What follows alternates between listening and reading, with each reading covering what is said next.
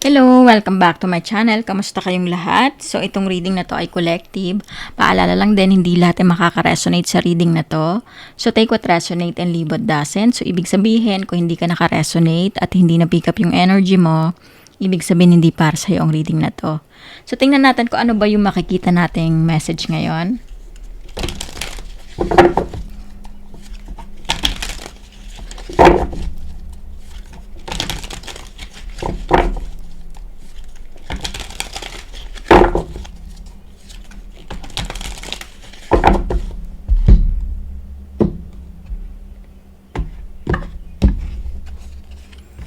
Page of Wands, the Hangman, Page of Swords, the Justice, the Lovers, Six of Wands. So nakikita ko dito, iniisto ka ng taong to sa social media, hindi pa rin to nakaka-move on sa'yo. Kung may kadiling ka na past person sa nakikita ko dito, gusto pa rin ng taong to malaman kung ano nangyayari sa buhay mo. Sa nakikita ko dito, maaring na-involve ito sa isang third party situation or ito yung reason kung bakit kayo naghiwalay ng taong to. Yung iba dito maaring ginose kayo ng taong to, walang closure. Sa nakikita ko, itong taong to, maaring binalak mo na at gumagawa siya ng ibang account para malaman or makita kung ano na yung nangyayari sa buhay mo. So nakikita ko dito, gusto pa rin ng taong to na i-win back ka. Kaya lang hindi niya alam kung paano ka kakausapin dahil sa nakikita ko dito, gusto mo na mag-move forward. Kumbaga, ayaw mo nang maranasan itong pighati na pinaranas sa'yo ng dati mong naging karelasyon. So, sa nakikita ko dito, gusto pa rin ng taong to na bigyan mo siya ng chance. Queen of Wands, nakikita ko dito, determinado yung taong to na ayusin itong relationship dahil ngayon niya lang nakita itong worth mo or yung value mo. So, sa nakikita ko dito, nandun pa rin yung pagmamahal niya para sa'yo. Kaya lang ikaw dito, nag-decide na talaga na mag-walk away sa sitwasyon dahil hindi mo na kayang umasa pa or mag-antay sa taong hindi naman kayang magbago. So, sa nakikita ko dito, sobra kang nasaktan sa taong to dahil lahat-lahat ibinuhos mo hanggang sa naubos na, hanggang sa napagod ka na sa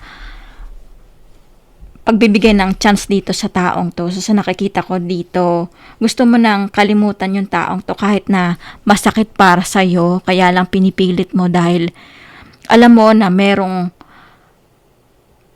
darating na mas better na itatrato ka ng maayos at mamahalin ka ng tapat.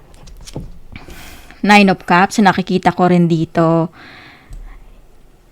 Yung person mo, ang inisip lang ng taong to, yung sarili niya. Hindi niya inisip kung ano yung nararamdaman mo or kung ano yung sinakripisyo mo sa relationship. So, sa nakikita ko, ngayon niya lang na-realize to Simula nung hindi mo na hinabol-habol dahil maaring yung iba sa inyo hinabol yung taong to, ilang beses kayong ni-reject pero hindi pa rin kayo pinagbigyan or hindi man lang binigay sa inyo yung closure. So ito yung nakikita ko na iniisip mo kung magi-stay ka pa or bibigyan mo ng pagkakataon yung taong to. Ikaw yung mahihirapan ulit dahil nakita mo na itong taong to, hindi ka tinrato na maayos. So, sa nakikita ko, mas minahal mo yung sarili mo ngayon, mas pinipili mo kung ano yung makakabuti para sa'yo. Dahil sa nakikita ko dito, itong taong to, iniisip niya lang yung emotion niya yung nararamdaman niya. Pero hindi niya iniisip na nasasaktan ka na pala niya. So, ito yung nakikita ko dito na selfish yung taong to. Ace of Wands, nakikita ko rin dito, magpaparamdam to, magme-message pa rin to, gagawa to ng paraan para magkausap kayo. Sa nakikita ko, hindi to titigil dahil gusto pa rin ng taong to na bigyan mo siya ng chance na magkaayos kayo. Pero ikaw dito, sa nakikita ko, wala ka nang balak pa na lingkunin yung taong to dahil gusto mo na talagang mag-walk away sa sitwasyon, gusto mo nang piliin yung makakapagpasaya sa'yo. So, tingnan natin kung ano ba yung intensyon ng taong to.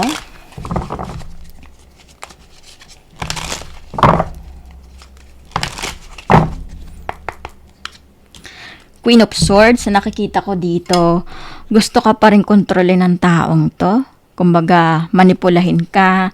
Maaring toxic na tong relationship nyo at hindi mo namalayan na kinokontrol ka ng taong to dahil nga sobrang pagmamahal mo sa kanya, hindi mo nakita yung mga red flag. So, sa nakikita ko, ngayon mo lang na-realize na hindi makakabuti yung taong to. Kumbaga, nagkaroon ka ng clarity. So, sa nakikita ko, gusto ng taong to na kontrolin yung relationship nyo ulit, manipulahin ka, maaring gamitin ka lang in a way. So, ito yung nakikita ko na hindi pa rin natuto yung taong to. Hindi niya pa rin kayang magbago para sa sarili niya. Kasi sa nakikita ko, hindi mo naman to binabago yung person mo, kundi gusto mong maging better person siya para sa sarili niya. So, yun ang nakikita ko. Pero, hindi pa rin na-realize ng taong to yung mga pagkakamali niya.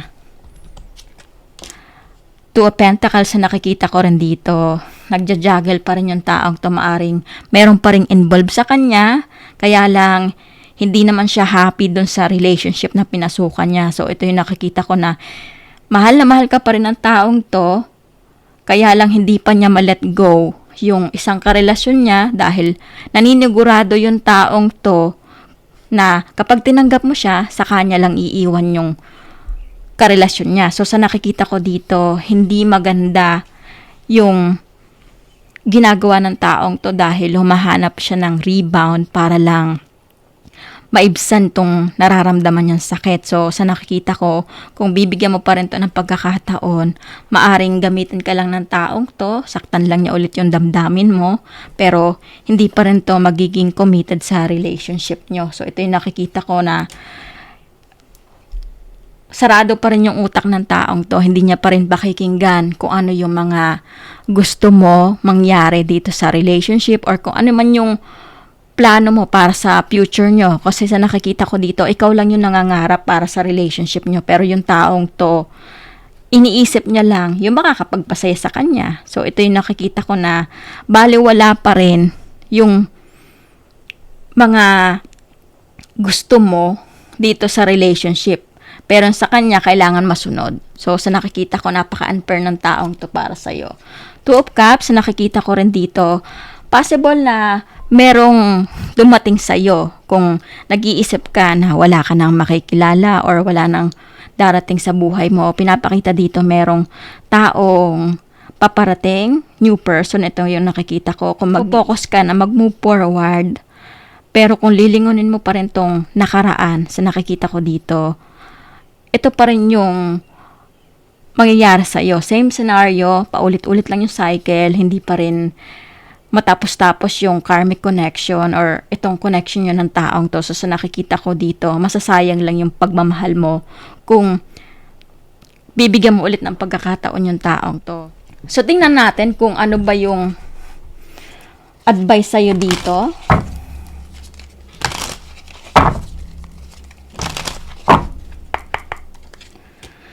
Seven of Cups, na nakikita ko dito, marami kang choices ngayon. Nasa sayo pa rin kung mag-i-stay ka dito sa nakaraan or gagawin mo na tong mag-focus dito sa future mo dahil pinapakita dito na maraming opportunity na paparating sa'yo.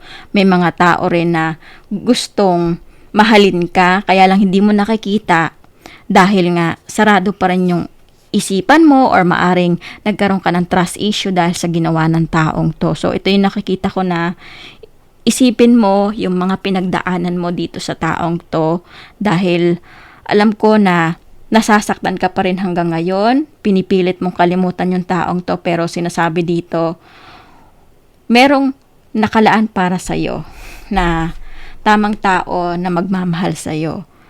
Pero kung pipiliin mo pa rin na makulong dito sa nakaraan, sa sitwasyon na to, hindi darating to. So, ito yung sinasabi dito na piliin mo mag-move forward dahil ito yung makakabuti para sa'yo. So, tingnan natin kung ano ba yung message na gustong sabihin sa'yo ng person mo. Forgiveness. I'm struggling to get over the past. So, sa nakikita ko dito, hindi pa rin makaget over talaga yung person mo. At gusto nitong humingi ng tawad. Kaya, kahit na anong gawin ng taong to na maghanap siya ng rebound na karelasyon, hindi pa rin siya masaya dahil nga alam niya na nasaktan kanya na sobra. So, sa nakikita ko dito, maaring humingi no ng tawad para tuluyan na siya makapag-move on. Pero yung iba dito na may mga babalik sa inyo, gusto pa rin kayong kontrolin.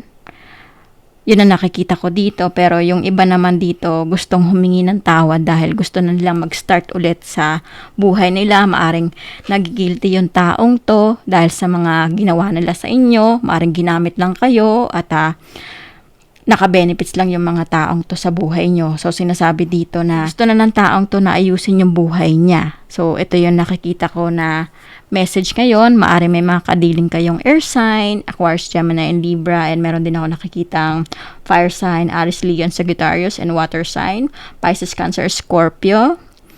And possible din na isang earth sign, Capricorn, Taurus, and Virgo. So, ito lang yung nakikita kong message dito. At kung naka-resonate kayo sa reading na to, huwag niyong kalimutan mag-like at comment.